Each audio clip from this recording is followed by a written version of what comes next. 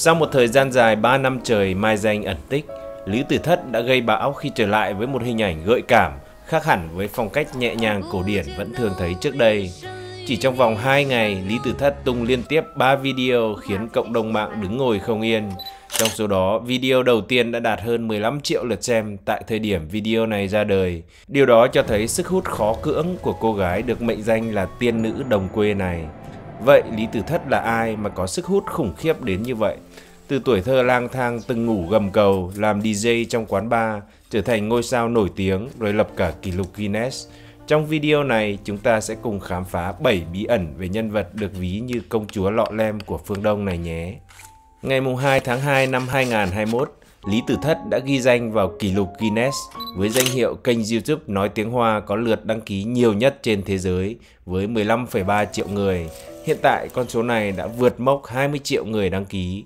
Sinh ngày 6 tháng 7 năm 1990 tại Miên Dương, tỉnh Tứ Xuyên, Trung Quốc, Lý Tử Thất, tên thật là Lý Giai Gia, đã nổi lên như một hiện tượng từ năm 2016 khi đăng tải những video đẹp như mơ về cuộc sống làng quê yên bình ở miền Tây Nam Trung Hoa.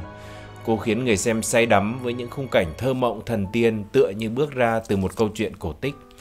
Điều làm nên sức hút đặc biệt của Lý Tử Thất chính là sự bền bỉ, chỉn chu trong từng khung hình, từng góc máy. Cô sẵn sàng chờ đợi hàng tháng, thậm chí hàng năm chỉ để ghi lại được những khoảnh khắc đẹp nhất của thiên nhiên. Những kỹ thuật nông nghiệp cổ truyền từ ngàn xưa được đặc tả đầy mê hoặc, khiến giới trẻ không khỏi trầm trồ. Không chỉ là nghệ thuật, phong cách này đã trao cho người xem một tấm vé quay về một thời đại yên bình xa xưa, nơi con người sống hòa hợp trọn vẹn với thiên nhiên và thăng hoa trong sáng tạo. Dù là ngôi sao nổi tiếng toàn cầu, Lý Tử Thất lại sống rất kín tiếng và hiếm khi chia sẻ về đời tư của mình. Ít ai biết rằng cô từng có một tuổi thơ đầy cơ cực. Do cha mẹ ly hôn từ khi còn rất nhỏ, sau đó cha cô đi thêm bước nữa nhưng cũng mất sớm nên cô phải sống với mẹ kế và thường xuyên bị ngược đãi. Năm 6 tuổi, tôi bị mẹ kế dìm đầu xuống khe nước rồi đánh đập thưa sống thiếu chết, cô từng chia sẻ. Không đành lòng, ông bà nội đón Tử Thất về nuôi. Ông nội, một đầu bếp trong làng, đã dạy cô nấu ăn, làm giỏ tre, trồng rau và dệt thảm. Tuy nhiên, năm cô 10 tuổi, ông cô qua đời, gia đình rơi vào cảnh túng thiếu. Để mưu sinh, cô bỏ học lên thành phố làm đủ loại công việc tay chân như bồi bàn, DJ quán bar. Nhiều lần cô phải vạ vật qua đêm trên ghế công viên hoặc dưới gầm cầu để sống sót qua ngày. Năm 2012, bà nội bệnh nặng, Tử Thất trở về quê chăm sóc. Để trang trải, cô mở cửa hàng bán đặc sản online nhưng cũng không thành công. Sau đó, cô bắt đầu quay video cổ phong mỹ thực, chia sẻ cuộc sống làng quê đăng tải lên mạng. Chính những video đầy chất thơ này đã khiến cô trở thành hiện tượng mạng, nổi tiếng không chỉ ở Trung Quốc mà còn tại nhiều quốc gia bao gồm cả Việt Nam.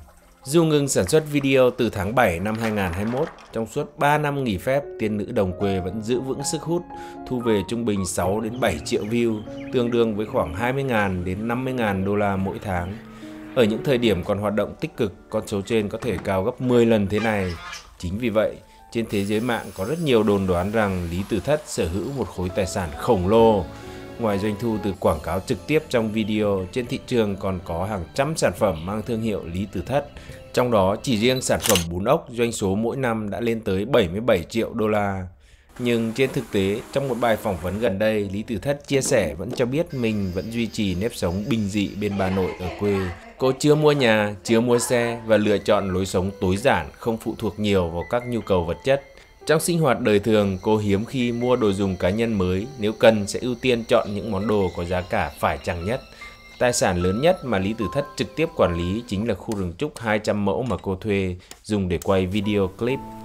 Chiếc áo len tôi mặc có giá 14 đô la, còn chiếc túi hồng đựng chìa khóa đã theo tôi gần 10 năm. Những món đồ cũ này mang lại cho tôi cảm giác thân thuộc, an toàn, Tử Thất chia sẻ. Một lý do khác khiến cho thu nhập của Lý Tử Thất không khủng như tưởng tượng là do sự chèn ép và tranh chấp liên miên với công ty quản lý tài năng cũ là Weinan Hangzhou, Vô Niệm Hàng Châu. Dù vất vả kiếm hàng triệu đô la cho công ty, cô chỉ nhận về lợi ích cực kỳ ít ỏi. Theo nguồn tin từ Sina, nếu sức ảnh hưởng từ thương hiệu Lý Tử Thất kiếm được 100 triệu thì công ty Vô Niệm lấy 90 triệu, 9 triệu trả cho đội ngũ PR sản xuất phía sau, còn nữ vlogger chỉ nhận được 1 triệu. Cô cũng không được chia cổ phần từ việc bán các mặt hàng mang thương hiệu Lý Tử Thất.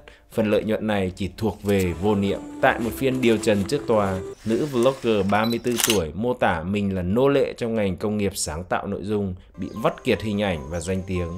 Trong phần tiếp theo, chúng ta sẽ tìm hiểu chi tiết về vụ kiện cáo tốn rất nhiều giấy mực và khiến Lý Tử Thất phải tạm nghỉ trong suốt 3 năm vừa qua này.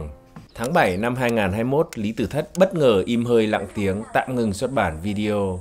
Cô bước vào cuộc tranh chấp pháp lý căng thẳng với công ty quản lý Vô Niệm Hàng Châu. Cả hai bên đều quyết liệt theo đuổi vụ kiện với những bước đi chiến lược riêng.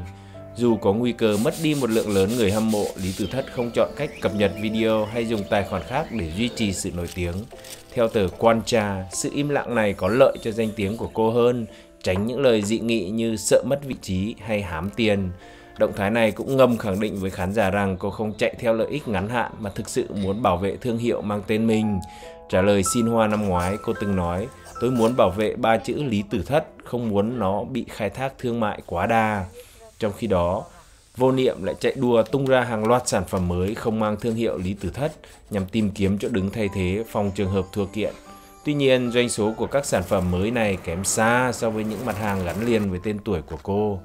Theo trang Tech, khi Lý Tử Thất có ý định rời khỏi Vô Niệm, Giám đốc Lưu Đồng Minh đã đề nghị một số điều kiện như cổ phần, tiền mặt hoặc chức vụ tại công ty. Tuy nhiên, Tử Thất từ chối mọi lựa chọn, ngừng đàm phán và chỉ giải quyết thông qua luật sư. Giới phân tích nhận định rằng Vô Niệm trước sau chỉ coi cô như một hot girl làm việc cho công ty. Không ngờ cô lại trở thành ngôi sao toàn cầu như thế. Trong gần 6 năm hợp tác, Giám đốc Lưu Đồng Minh không hề có động thái cải thiện quyền lợi hoặc trao quyền quản lý cho cô. Đến cuối năm 2022, tòa án đã xử cho Lý Tử Thất thắng kiện. Theo đó, thương hiệu này sẽ thuộc về sở hữu của công ty Tử Thất Hàng Châu. Cổ phần của cô tại công ty này cũng tăng từ 49% lên 99%. Lý Tử Thất thay thế Lưu Đồng Minh trở thành CEO của công ty. Các chi tiết khác về thỏa thuận giữa hai bên không được công bố, nhưng theo đồn đoán, hơn 200 sản phẩm đang kinh doanh trên thị trường mang thương hiệu Lý Tử Thất vẫn sẽ thuộc về Vô Niệm do Lưu Đồng Minh tiếp tục khai thác. Nên nhớ, doanh thu hiện tại của những sản phẩm này vẫn lên tới gần 250 triệu đô la mỗi năm. Sau khi kết thúc vụ án, cô cũng quyết định đổi tên khai sinh của mình từ Lý Giai Gia thành Lý Tử Thất, đúng theo thương hiệu mà cô đã bền bỉ gây dựng. Vụ tranh chấp thương hiệu của Lý Tử Thất là bài học cảnh tỉnh cho nhà sáng tạo nội dung Việt Nam. Hãy ý thức giá trị thương hiệu của mình và chủ động đăng ký bảo hộ ngay từ đầu. Hơn thế nữa, trong thời đại mạng xã hội này, chúng ta cũng không cần phụ thuộc vào công ty quản lý hay bất kỳ thế lực nào, vốn chỉ là tàn tích của thời đại công nghiệp. Creator hoàn toàn có thể phát triển độc lập để có thể tự chủ và linh hoạt tối đa trong hành trình sáng tạo của chính mình. Vào ngày 12 tháng 11, Lý Tử Thất bất ngờ tái xuất khiến khán giả không khỏi phấn khích. Cô chia sẻ trong phần giới thiệu. Video về sơn mài này đã trễ 4 năm. Trong tiếng Trung Quốc, sơn mài phát âm giống như chi. Tôi đặt tên cho các sản phẩm sơn mài điêu khắc ẩn hoa này là Chư Chi Tung Lai, may mắn sắp tới. Kỳ lân quay đầu, cuốn đi mọi ưu phiền. Tôi gửi lời chúc này đến tất cả các bạn xem video. Tôi nhớ các bạn nhiều lắm.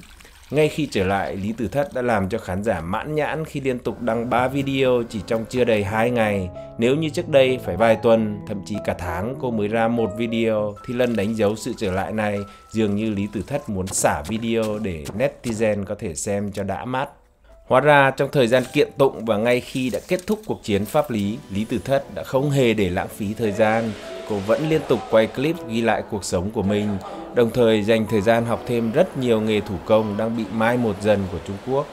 Với những gì đã chuẩn bị, công chúng hoàn toàn có thể trông đợi Lý Tử Thất sẽ đưa chất lượng video của mình lên một tầm cao hoàn toàn mới. Hình ảnh sexy gợi cảm mới lạ trong clip ra ngày 13 tháng 11 chính là tín hiệu rõ ràng cho màn lột xác ngoạn mục này. Lý Tử Thất có thể nói là nhân vật có sức ảnh hưởng lớn nhất trong cộng đồng sáng tạo nội dung Việt Nam, kể cả view nội lẫn view ngoại, đặc biệt là trong chủ đề farm. Đã có hàng ngàn kênh YouTube đi theo dấu chân Lý Tử Thất làm video cổ phong mỹ thực, tập trung khắc họa các khía cạnh của đời sống tam nông, nông nghiệp, nông thôn và nông dân. Ở Tuyên Quang hiện nay có những làng YouTube chuyên sáng tạo nội dung trong mảng chủ đề farm này. Rất nhiều trong số đó đã đạt được những thành công đáng ngưỡng mộ, điển hình như Lý Thị Ca hay anh Bushcraft. Khi Lý Tử Thất trở lại, có rất nhiều người dự đoán rằng chủ đề farm của Việt Nam sẽ gặp phải sự cạnh tranh quyết liệt khi khán giả đổ sang xem Lý Tử Thất. Tuy nhiên, trong những năm Lý Tử Thất vắng bóng, Creator Việt Nam đã phát huy tính tự lực sáng tạo của mình. Chủ đề farm giờ đây đã hoàn toàn thoát ra khỏi phong cách Trung Hoa, không còn đi sâu khắc họa những quy trình nông nghiệp thủ công, công phu phức tạp nữa. YouTuber Việt Nam biết cách tận dụng những lợi thế tự nhiên sẵn có để làm cho video của mình có một màu sắc rất riêng, rất thuần Việt nhưng cũng cực kỳ hấp dẫn với khán giả từ khắp thế giới. Một bước đi cực kỳ táo bạo khác là Việt Creator đã mạnh dạn đưa vào những yếu tố drama, câu chuyện tình yêu và gia đình gắn liền với đời sống ở farm. Tưởng rằng những sự dàn dựng này sẽ không có chỗ đứng, vì từ gần 20 năm qua khi nghĩ đến YouTube, khán giả luôn hình dung đến những nội dung thực tế. Thật không ngờ thể loại video mới lạ này lại được công chúng đón nhận cực kỳ nhiệt tình. Những kênh như Lý Tử Tiên hay Xìn Nhật, lượng traffic đã lên tới 20 triệu view một tháng, với số mắt xem công chiếu lên tới hàng chục ngàn người. Với sự trưởng thành của mình, Creator Việt Nam sẽ không có gì phải lo lắng khi Lý Tử Thất tái xuất giang hồ. Lý Tử Thất sẽ kéo thêm hàng chục triệu khán giả quay lại với chủ đề farm, và tới lượt mình họ sẽ lại phát hiện ra kiểu chủ đề drama trong bối cảnh đời sống nông thôn cực kỳ mới lạ của giới sáng tạo Việt. Một thời đại hoàn toàn mới đang mở ra cho tất cả mọi người, đặc biệt là thế hệ trẻ bước chân vào ngành kinh tế học sáng tạo. Tất cả mọi rào cản, mọi thể chế cũ của xã hội như công ty vô niệm Hàng Châu đều sẽ lạc hậu và có thể gạt qua một bên. Hãy nắm bắt cơ hội như Lý Tử Thất, Lý Thị Ca hay Lý Tử Tiên để trực tiếp cận với khán giả, truyền bá những lối sống văn hóa dung dị của mảnh đất Việt Nam hiền hòa đến với khán giả trên khắp hành tinh. Trong một lần trả lời phỏng vấn, Lý Tử Thất nói: "Tôi hy vọng rằng khi được hỏi sau này lớn lên muốn làm gì, thế hệ trẻ sẽ không trả lời con muốn làm KOL, làm người ảnh hưởng, làm YouTuber hay TikToker. Đó không phải là điều tôi muốn nhìn thấy. Tôi chỉ mong chúng hiểu được những giá trị chân chính, biết lao động chăm chỉ và hơn hết là tự do làm chủ vận mệnh của chính mình." Việt Creators, tự hào, sáng tạo.